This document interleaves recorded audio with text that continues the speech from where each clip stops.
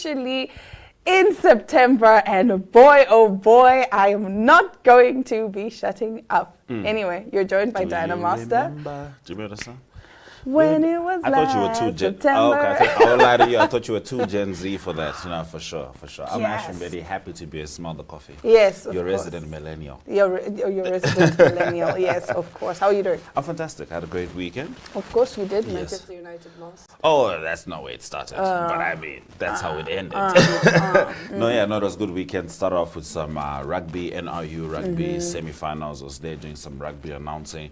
Super cool. We were there from, first game was at 10 a.m. and the last game was started at 6:30 p.m. and ended just after 8 p.m. So it was a solid day.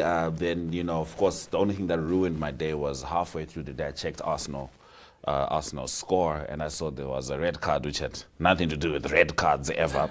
But, you know, at least, you know, we didn't lose. Then the next day, you know, Liverpool. Actually, do you know how I ended up watching the game? So I don't actually support Liverpool. My wife does. Yes. Right, but I really wanted to watch this because there's a thing called hate watching. Yeah. Where you watch a team you dislike, hoping that they lose. So obviously I wanted to watch Manchester United. And but they the didn't disappoint. The only way I managed to do that was to get her The Deliverance, which is this horror movie on Netflix. She loves horror. It calms her down. For me, horror works the way horror is supposed to work. It scares me. It gives me nightmares. I don't I can't do horror. so. While she was watching the horror, I was watching Manchester United's horror, and it was like a wonderful film. What you do this weekend?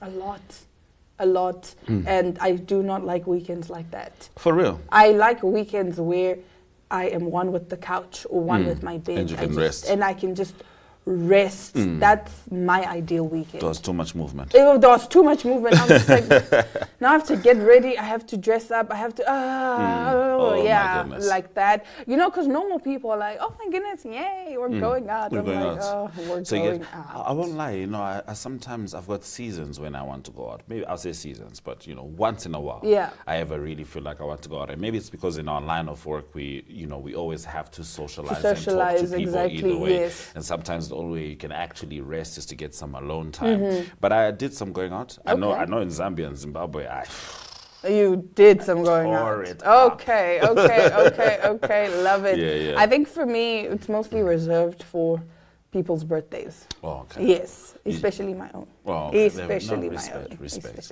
Because I mean, September.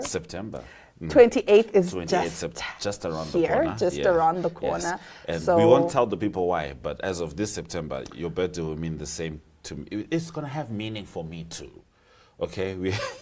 We'll tell you why. Don't get me started. You're triggering me. I have a special moment in my life that's happening on her birthday, but I'm just saying from now on, you know, 28th September is our day. It's not my day anymore. It's our day. I don't know how I feel about that. Like, it is a unity of celebrations. A unity of celebrations. Now I can't even invite you to be like, oh, hey, it's my birthday weekend. No, we can be invited. I don't know if we can arrive, but we can always be invited. No, I will not invite you. I will save my invite because you know what? No, maybe I'll even cancel you. What are your plans for this birthday? So I wasn't going to do anything. That thing was going to be my celebration, right? Yes. But then I was like, but I haven't done go-karting. So I think I want to do go-karting / paintballing for my birthday. I think it's going to be something different because usually, you know, with the birth week celebration, it's also like a lot in that week. There's everything happening Monday through to Saturday. Saturday is always the dinner. Right. So I was like, this time around, instead of Saturday being the dinner, why not make it like an afternoon outing type of thing? Oh, that's nice. So like paintballing and go-karting. You know what I also resolved to do for my birthday, except for this last one where you guys surprised me, which is super cool. But generally, because my birthday is on the 31st, I will party from the 30th into the 31st of December. This is obviously a non-work week. Yeah. So maybe you could consider the same. Go from the 27th into the 28th, you have a birthday countdown. Maybe. That's nice. That's nice. Yeah, I like that. Oh, that's a good idea. That's a good idea. And you know what? If you're in our comment section and you have some wonderful ideas on how Diana could celebrate her birthday, please type them out. Let me know. But anyway, we'll be taking a quick ad break and getting into our top stories when we come back. Entries are now open for the second round of Republicane's Bridal Couple of the Year competition. Couples married between 1 June and 31 August have until 30 September of this year to enter the second round of the competition. Another one of the top 10 couples will be chosen from this pool to participate in the final, taking place in May 2025. To better your chance of reaching the final, enter now.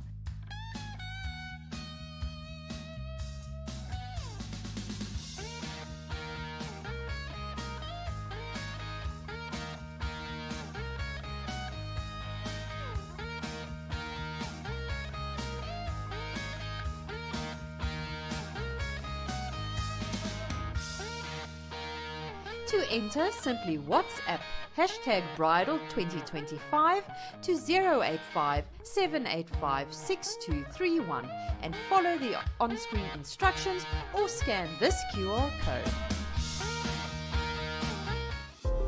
Neo Paints has established a 67-year Namibian legacy, creating personalized paint solutions that blend quality and innovation for the Namibian people.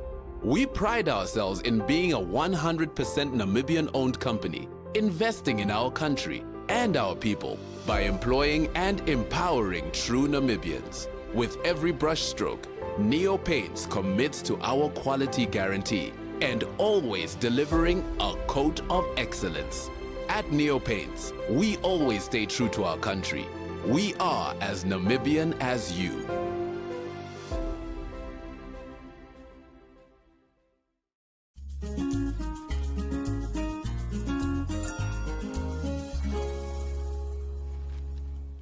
Starting off our top stories, Chidimma Adetshina crowned Miss Universe Nigeria 2024.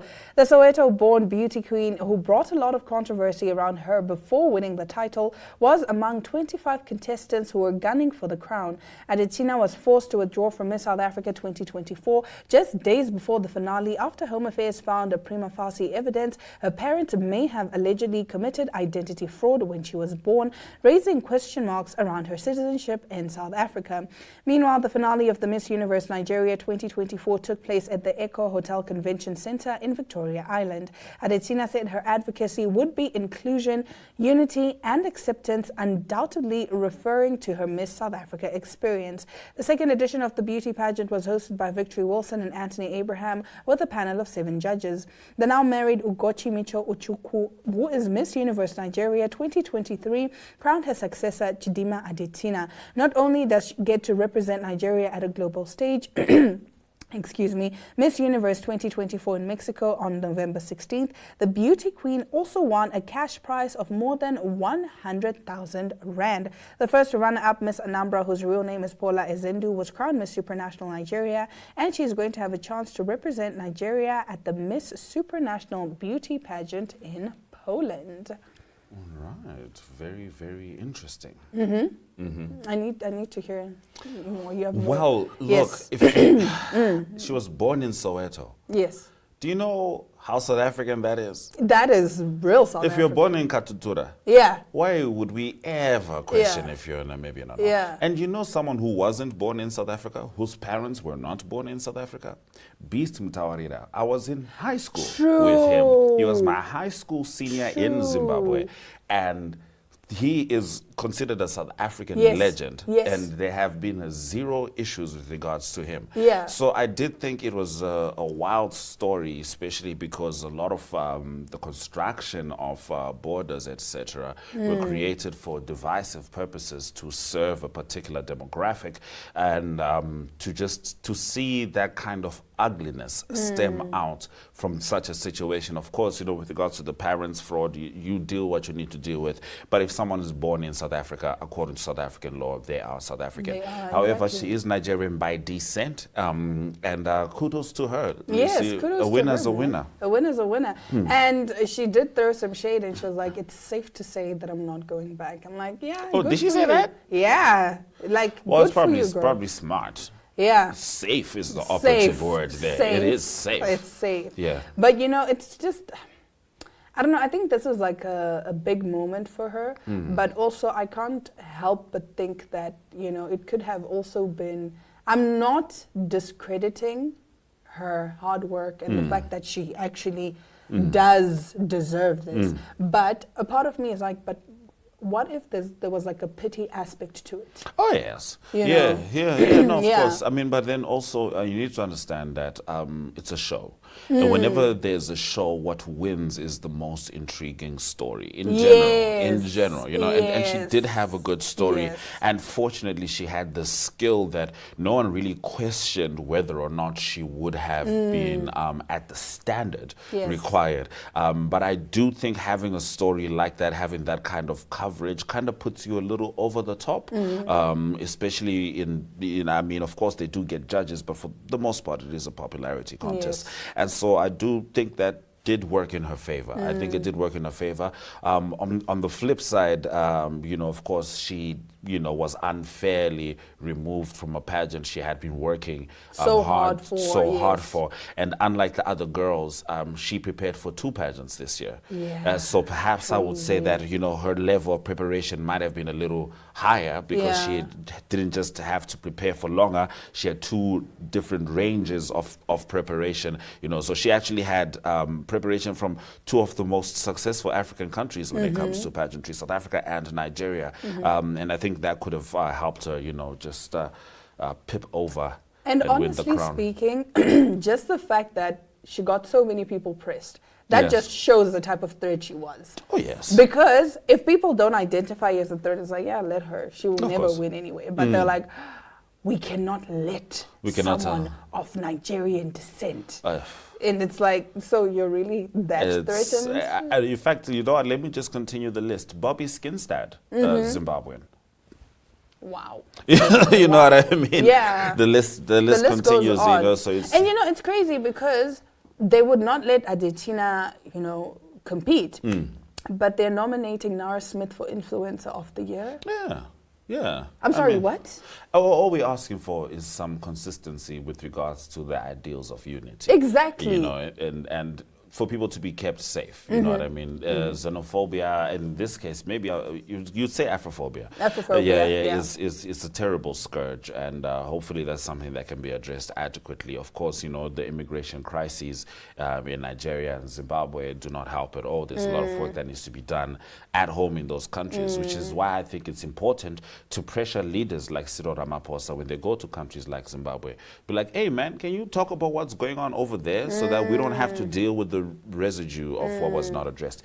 Anyway, let's swing over. It's a sharp left. Sharp left. Okay. A thief in Rome was caught red-handed after he stopped in the middle of a robbery to read a book on Greek mythology.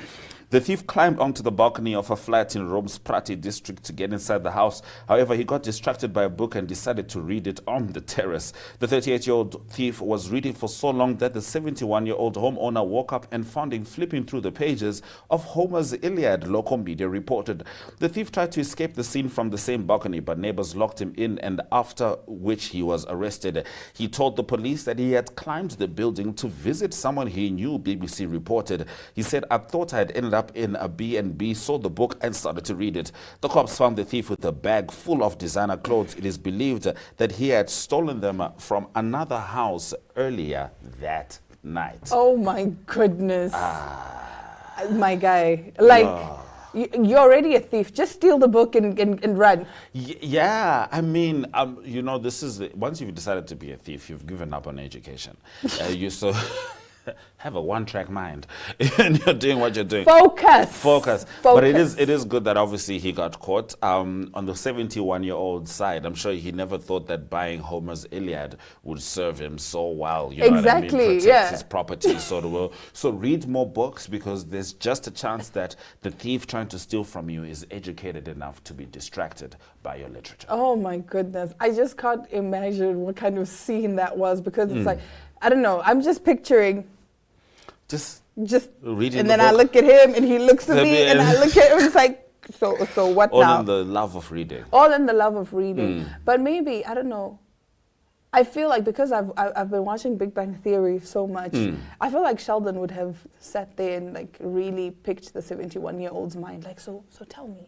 Yeah, but Sheldon would not have been on the balcony. True. With his fear of heights. With his fear of everything. No, but you'd have tried to have a conversation with Yes, him. Or like, no, Sheldon would have told him about the book and what he thought was and the wrong. fun facts and the interesting facts. Absolutely, absolutely. Yes. No, I did find it quite interesting. Of course, I think for that thief, that's a sign that you are clearly doing the wrong thing. Yeah. You want to be a thief, but God wants you to be a librarian. But Get it I together. mean, circumstances, Ashwin. Yeah. You How bad are the what you gotta circumstances when do. you've got a designer clothes in your bag? He stole them. And yeah, but look at the scenery. You've got designer clothes in your bag and you're reading Homer's Iliad on a balcony. Your life is not as bad as it could be, buddy.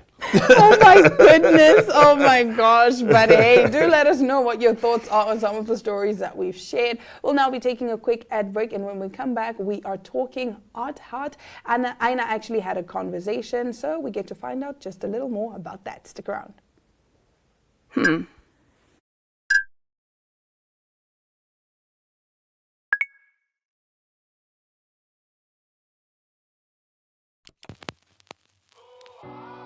eTicket, your online ticket solution for events and event marketing, bringing you ease of mind and making sure that your event gets out there.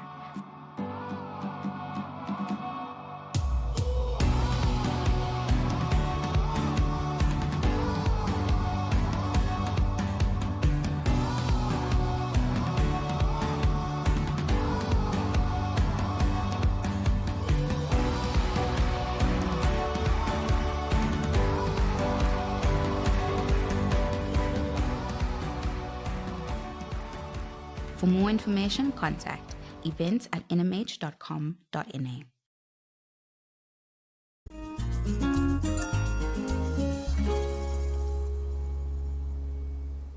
Today on Smell the Coffee, we are joined by Lizette Kavari from Art Heart Namibia, and she's here to tell us more about the work that she does and also about an exhibition, and I'm so excited to learn more about it. How are you? I am good. How are you? I am good. Let's get into our conversation today. What inspired you to create an exhibition that showcases professional and children's art side by side? Okay, it is a loaded question because it's a collaborative idea. Okay. But my interest in the idea came about when I did a workshop at Windhoek International School, which was like a huge, large installation that I did. But just the level of engagement with the students was very inspiring, actually, and it helps you tap into your inner child, and I think every artist needs that. So that's where the inspiration comes from.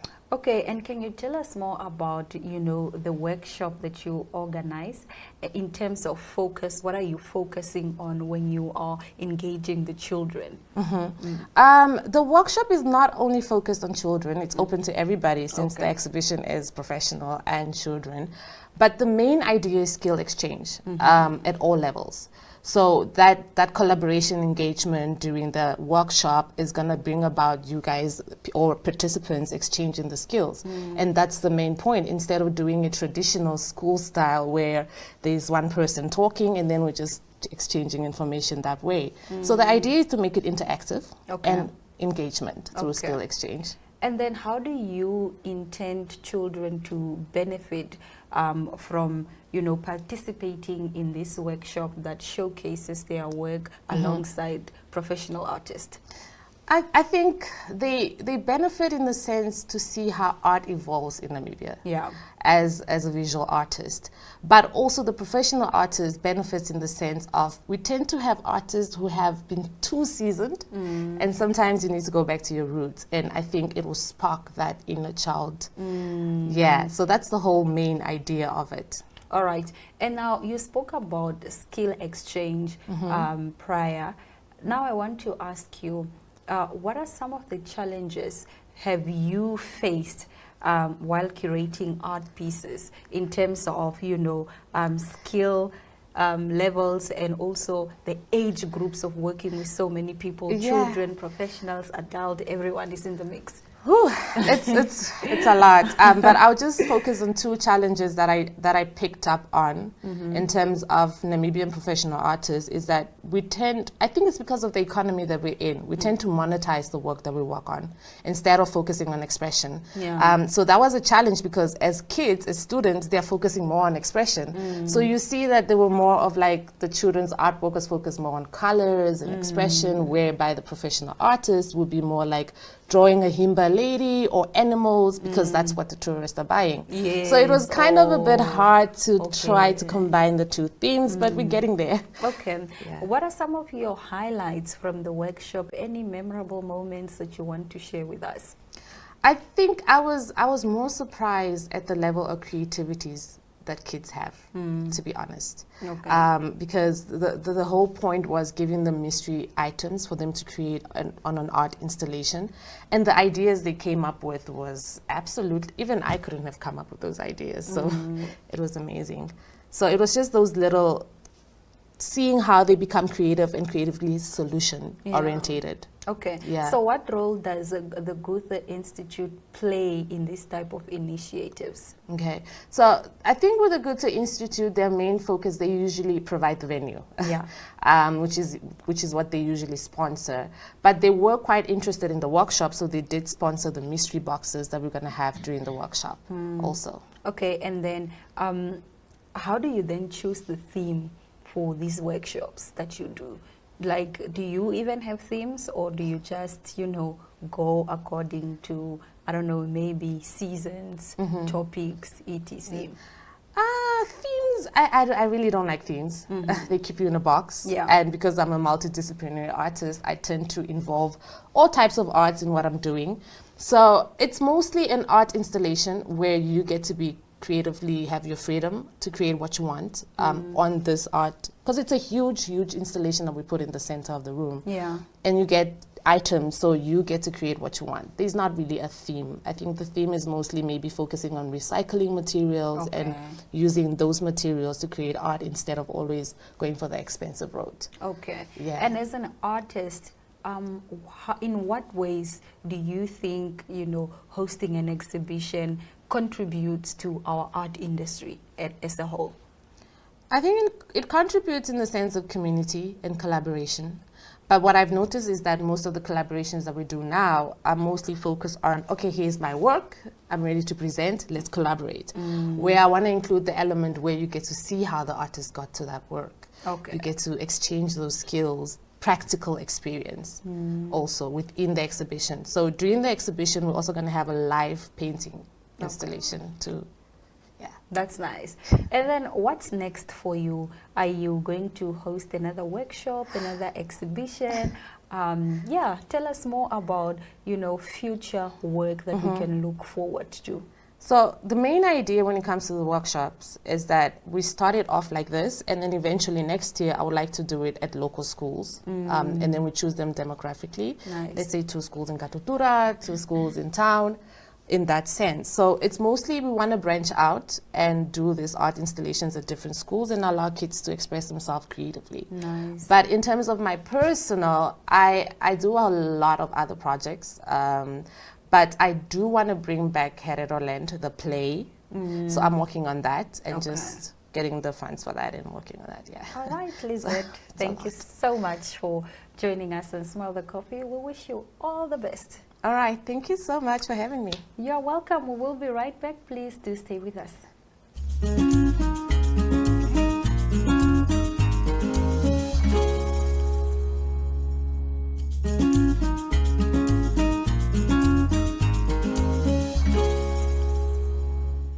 Well, all's well that ends well. It was an amazing episode. It's always fun having Ashwin here. I have to say today I didn't facepalm as much as I usually do. Yeah, You've I've grown. grown. I need to thank your wife. That's what I was about to say. I need to thank your wife I've because changed my ways. You've changed your ways. It's amazing. It's wonderful to see. We love to see it. We do hope you enjoyed being here as much as we enjoyed. It's always having good you. being on Smell the Coffee. Yeah. Yeah, 100%. 100%. Best way to start the day. Best way to start the yes. day. After you you've know. started with Africa Good Morning, best way to start the day, smell the coffee. second best way. But anyway, that does bring us to the end of today's episode. We'll be back again tomorrow, same time, same place. From Diana Master and Ashwin Berry. Do have yourselves a lovely Monday.